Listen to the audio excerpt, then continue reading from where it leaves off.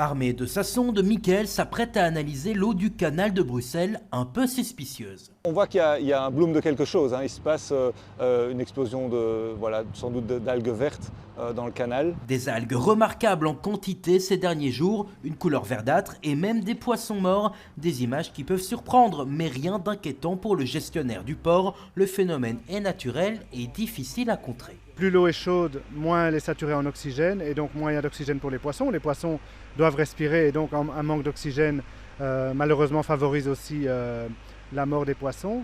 Le fait qu'avec peu de précipitations, on n'a aussi pas de renouvellement de l'eau qui peut aussi apporter de l'oxygène en plus. Donc ce sont deux phénomènes qui sont liés aux conditions qu'on a connues, la chaleur, pas de précipitation et beaucoup de lumière. Retour maintenant à notre ingénieur qui a plutôt de bonnes nouvelles. Les tests sont déjà meilleurs aujourd'hui qu'hier.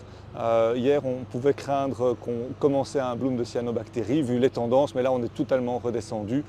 C'est sûr qu'il a plu quand même 10 litres par mètre carré cette nuit.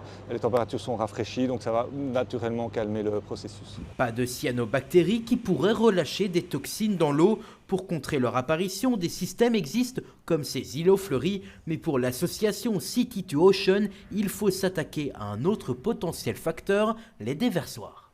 Le déversoir qu'on voit ici derrière nous, c'est un des 3 déversoirs les plus grands qu'on a à Bruxelles. Ça entraîne une pollution, certes.